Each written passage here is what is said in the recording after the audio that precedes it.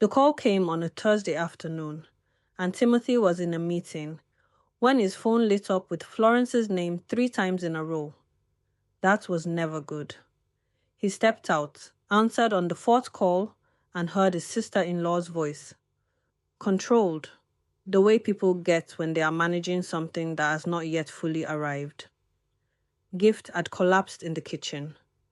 The ambulance was already there. The children were with Sandra. He drove to the hospital with the particular focus of a man who has decided not to feel anything until he knows what there is to feel. The Lekki traffic was its usual indifferent self. He arrived 40 minutes later and found Florence in the corridor outside the emergency ward, still holding her keys. The diagnosis came that evening: advanced liver disease, the kind that does not announce itself early. The specialist used the word significant repeatedly, which Timothy understood was medical language for irreversible. Gift was 41. Precious was 16. Kelvin was 14. Stay with this story. What unfolds from here is not easy, but you need to hear all of it. Precious took the news the way she took most things, quietly, with a controlled face that Timothy recognized as his own. She sat beside him in the waiting room and asked the right questions in a low voice. Kelvin, on the other hand, went immediately into motion, pacing, asking to see his mother, asking the nurse twice before Timothy gently told him to sit. The boy sat, but his leg kept moving. Sandra arrived that evening.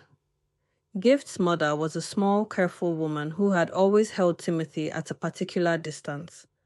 Never unkind, but never entirely warm either.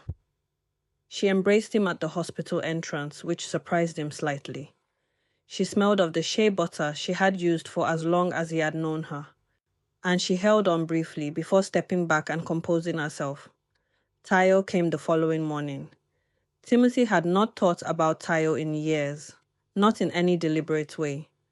She and Gift had been close at university, had drifted as adult friendships do, and then reconnected about 4 years earlier when Tayo relocated back to Lagos. She visited the house occasionally. Gift spoke of her warmly. Timothy had no particular feeling about her either way, except that she had always carried herself with a certain careful composure, the kind you notice without being able to explain why. She arrived with food and a quiet efficiency, organizing the family around the logistics of a crisis. She embraced everyone. When she embraced Timothy, she held on a half-second longer than necessary. He noted it and moved on. Gift was moved to a private room by the 4th day. She could speak, though her energy came in short windows. She asked about the children constantly. Timothy brought them every evening after school, and he watched Precious sit at her mother's bedside with the focused tenderness of someone who understood. At 16, in the way teenagers sometimes understand things adults have not yet said. That time was limited. Calvin sat on the opposite side and talked too much about football, about his friends, about a teacher he found annoying, filling the room with noise the way he always did. Gift smiled more during those visits than any other time. Timothy's brother Adedayo drove from Ibadan the following weekend. He was the kind of man who made practical things feel manageable, organized, warm, decisive. He sorted the medical billing questions, spoke to Timothy's employer on his behalf, and sat with him each evening in the hospital cafeteria while the children were upstairs. On the 2nd evening, Adedayo put down his tea and said, "You're very controlled for a man whose wife is critically ill." Timothy said, "Someone has to be." Adedayo looked at him for a moment, then nodded. He did not push. It was on the 9th night that Gift asked for Timothy alone. The ward was quiet. Florence had gone to get food. Tayo had left an hour earlier. Sandra was at the house with the children. The room was dim and still, the machines making their steady sounds. Gift looked at him for a long time before she spoke. The illness had changed her face, not just physically, but in some deeper way. the arrangement people maintain in daily life, the careful presentation of themselves had come undone. She looked stripped of something. It was not entirely unbecoming. It looked like honesty. She said his name first. She said she needed to tell him something, and that she needed him not to speak until she finished. He agreed. She started with a man named Dio, not Adedayo, another man entirely. Someone she had known briefly before she and Timothy became serious. A colleague's friend, introduced at a work gathering in Victoria Island. She had been with him for 3 months. It ended before Timothy proposed. She had told herself it was behind her, that it was irrelevant, that choosing Timothy meant the past did not matter. She paused, looked at him directly. She said Kelvin was not his biological son. The room did not change. The machines continued. The yellow light held steady. But something shifted in Timothy's chest. Not dramatic, not cinematic. Structural. A slow, deep movement. She told him she had known during the pregnancy. The timing was impossible to dismiss. She had calculated it, reviewed it, and known with the certainty of someone who does not want to know. She said she had been afraid. She said the man, Dio, had already been told about the pregnancy before she and Timothy married, and that Dio had told her clearly, "Do not contact me again." But he wanted no part of it. He had a life he was building, and a woman he was seeing, and Gift was not part of either. She said Sandra had known. Timothy looked up at that. Gift held his gaze. She said a mother had never fully accepted the marriage. Timothy was from a background Sandra considered insufficient, and she had said so, not loudly but consistently across years. When the pregnancy happened and Gift was frightened, she had gone to her mother first. Sandra had not encouraged her to tell Timothy. Sandra had told her to be practical, that Dio was gone and Timothy was present, and a woman with a child needed a stable man, not a truth that would destabilize everything. Gift said she was not giving her mother the full responsibility. The choice had been hers. She knew that. She said she was sorry, not decorated or elaborate. Simply sorry. Timothy stood. He walked to the window and looked at a sky that had no stars. He stayed there for a long time. When he turned back, she was watching him with the exhaustion of someone who has finally set down something very heavy and does not know whether they feel relief or ruin. He told her he needed a moment. She nodded. He walked to the stairwell at the end of the corridor and sat on the top step with his face in his hands. He sat there for 20 minutes. He thought about Kelvin, not the information he had just received, but the actual boy. The way the boy filled a room with noise, the way he called him Dad without ceremony, the way he had always moved through their house like someone who belonged there completely. He thought about a Sunday 3 years ago when Kelvin had been sick and had refused to let anyone but Timothy sit with him through the night. He thought about the particular pitch of the boy's laugh. He sat with all of that. Then he straightened his shirt and went back inside.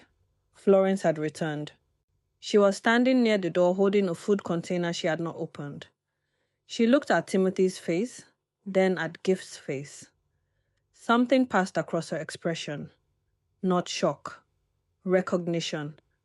The look of someone who has been holding a particular knowledge for a long time and has just watched it finally be released. Timothy looked at Florence. Florence looked at the floor.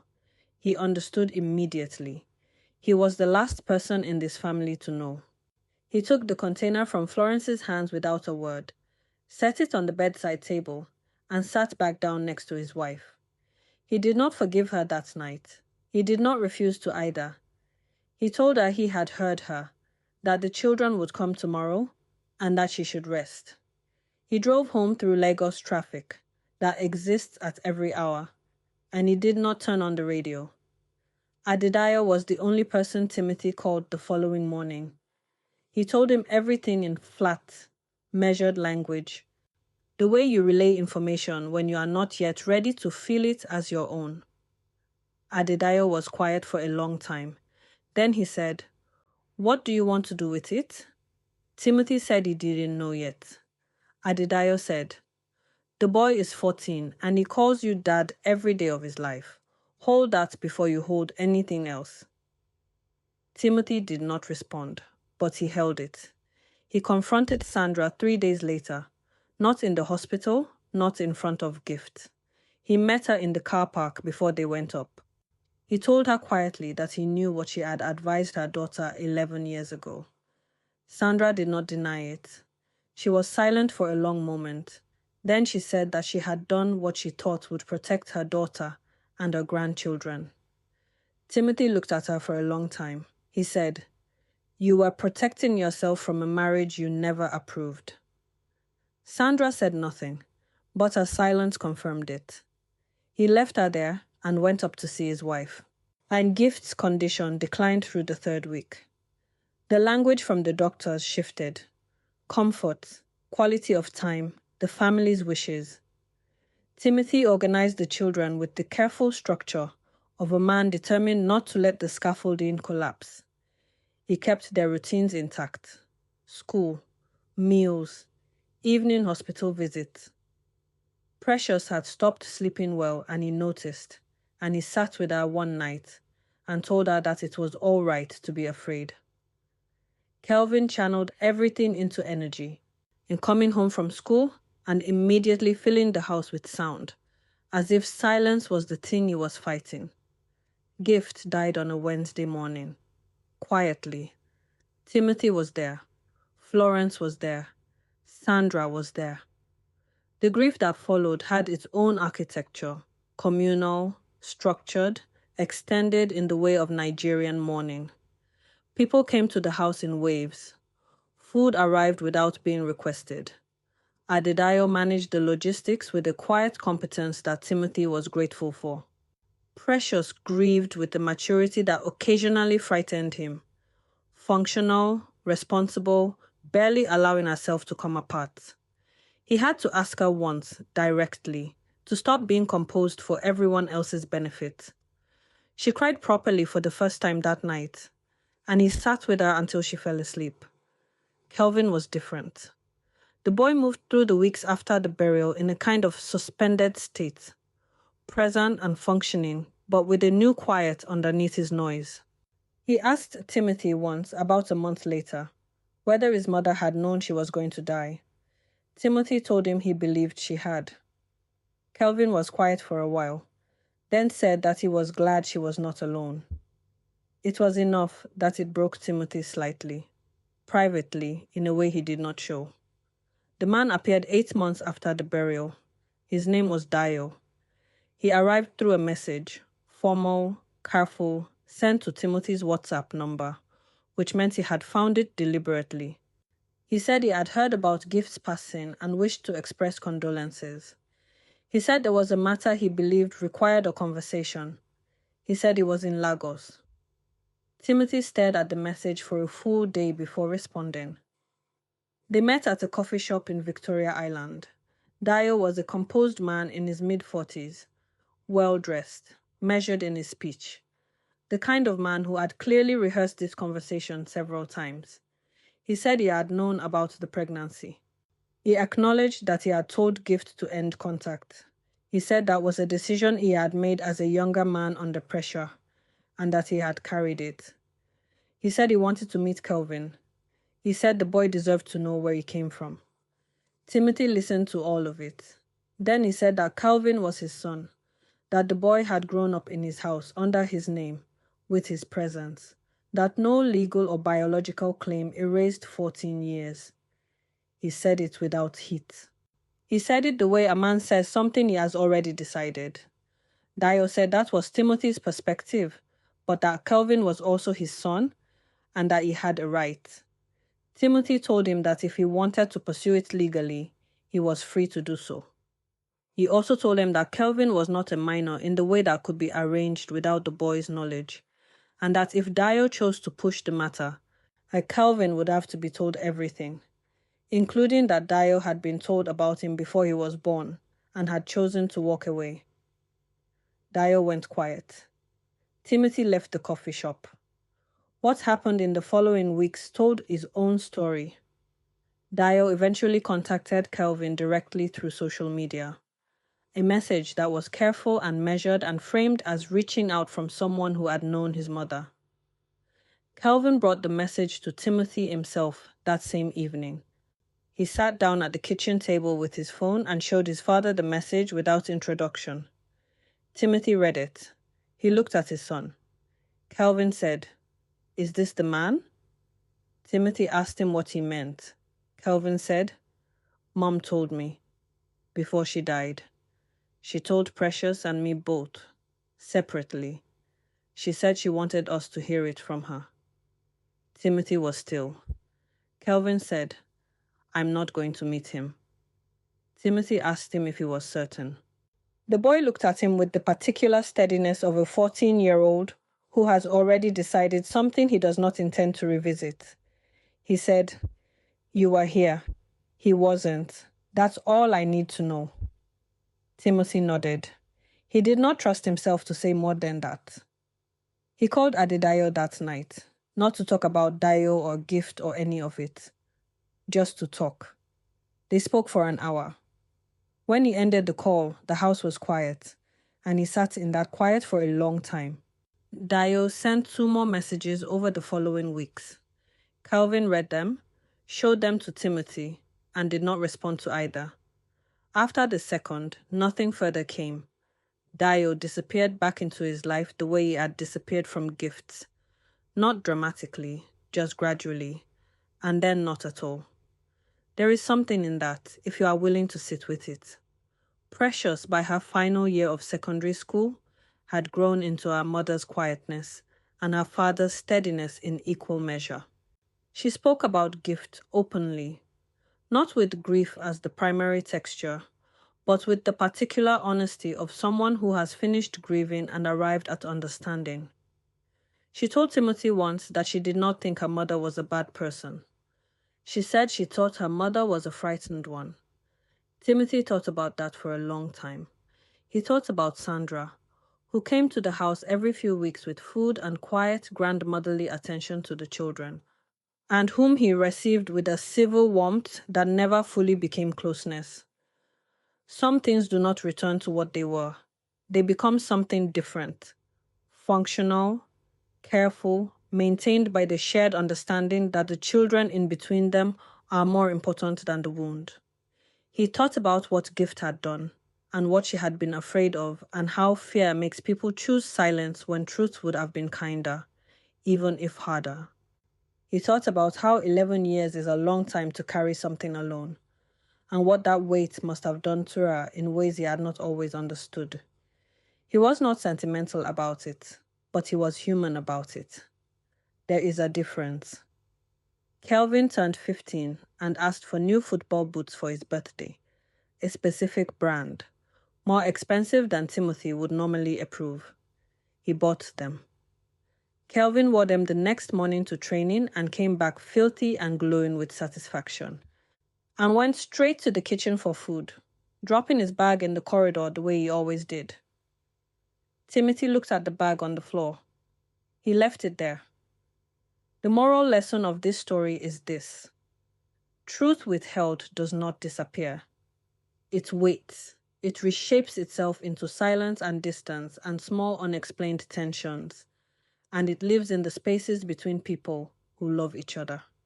When it finally arrives, and it always arrives, the weight of it falls on everyone except the one who chose to hold it. Gift gave Timothy an unbearable truth and asked him to carry it. He carried it. Not because he was required to, but because the life he had built with that truth inside it, the children, the home, the 14 years, was real, regardless of what she had hidden at the beginning. Love is not always what it was when it started. Sometimes it becomes something stronger because of what it survived. If you were Timothy, what would you have done when Dio appeared at that coffee shop? And when Kelvin made his choice, did he make the right one? Drop your thoughts in the comments. If this kind of storytelling speaks to you, stay with this channel. There is more to come. And every story is worth staying for. Thank you for watching.